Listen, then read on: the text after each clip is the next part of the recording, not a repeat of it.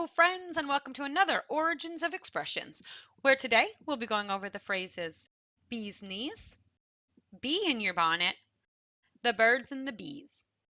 What do they all have in common? They're all phrases and idioms around bees. Let's get right to work and start this video.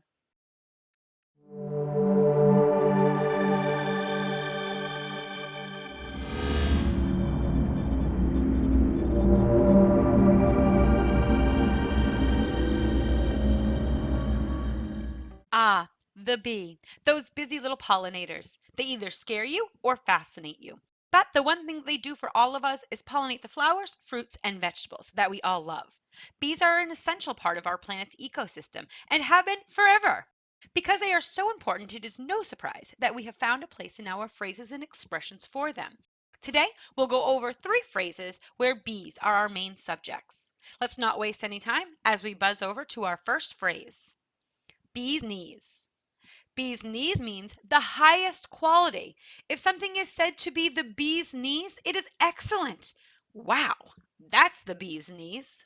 The phrase, the bee's knees, started out a bit different than what we know today. It was originally an 18th century fanciful phrase which referred to something that didn't exist.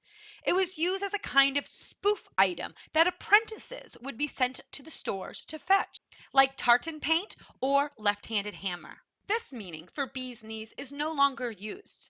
It changed in the late 18th century and was used as a synonym for smallness of things. It is as small as bee's knees. There is an example from Miss Townley Ward, letters in N and Q. It reads, "It cannot be as big as bee's knee." But that meaning has since disappeared from our language also. We then see bee's knees pop back up in the roaring 20s in America, bright young adults inventing nonsense language to refer to things that were the tops, like the cat's pajamas, the snake's hips, and so on. They utilize the existing bee's knees phrase to add to that list. Today, the expression has since spread and is now used worldwide to mean excellent and the very best. An example sentence is, "Have you ever tried the coffee at this place? It's absolutely the bee's knees." Well, that looks good. Let's let them enjoy their coffee as we move into our next phrase. Bee in your bonnet. Bee in your bonnet means you're preoccupied or obsessed with an idea. Ugh, don't you have a bee in your bonnet? This phrase clearly alludes to the state of agitation one would be in when finding a bee inside one's bonnet.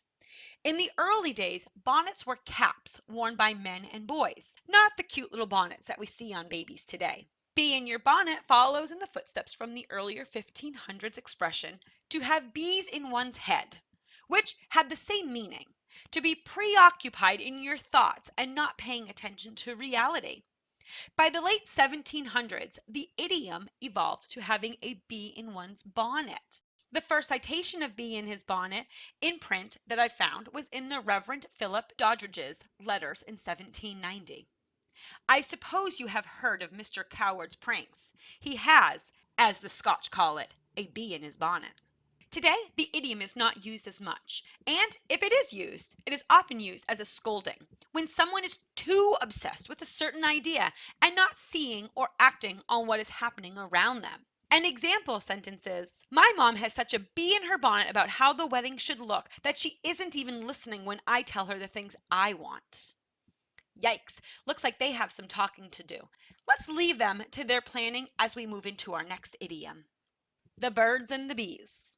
The Birds and the Bees is a story title sometimes told to children in an attempt to explain the mechanics and the results of sex and reproduction, using references that are easily observed in nature. Okay. Let's talk about the birds and the bees. How uncomfortable. The talk about sex, also known as the birds and the bees, is generally the occasion in most children's lives when their parents explain what sexual relationships are and how babies are made. For instance, it might sound something like, "Bees carry and deposit pollen into flowers, which can be visible and easy to explain, parallel to the way a man brings about fertilization. Also, female birds laying eggs is a similarly visible and easy to explain the parallels to a female ovulation cycle." This idea of explaining human nature using nature has been around for a while. We first see this idea of the phrase in a poem called The Spring by Thomas Carew in 1640. It reads, "But the warm sun thaws the benumbed earth, and makes it tender, gives a sacred birth to the dead swallow, wakes in hollow tree. The drowsy cuckoo and the humble bee now do a choir of chirping minstrels bring." From here we hear about the phrases, the birds and the bees, but nothing is ever written down. We don't see it again until music in the 1900s, where many artists make songs around birds and bees. One article that was written in 1929 is a great example of birds and bees. It was printed in the West Virginia newspaper, the Charleston Gazette. It reads, "You never talk about them or even recognize nice crooning little babies until they're already here. Even then the mothers pretend to be surprised. It was whispered about, but never mentioned in public. Curious and unafraid, we look into sex and found it perfectly natural in the flowers and the trees, the birds and the bees." Today, we still use the idiom "the birds and the bees" as a secret way to talk about sex and reproduction. An example sentence is, "My mom talked to me about the birds and the bees this morning. It was mortifying." Well, that's embarrassing. Let's leave them and move on. Ooh, fun fact. Did you know that bees symbolize good luck, prosperity, and love? Yep, that's right. Around the world, bees are highly respected insects, not just for the impact they have on the environment and our ecosystem, but also for the luck that they are believed to bring. Believe it or not, bees can actually have a lot of meaning. Since ancient times, bees have been known to symbolize certain values in different cultures. In Hinduism, the bee has an association with fertility.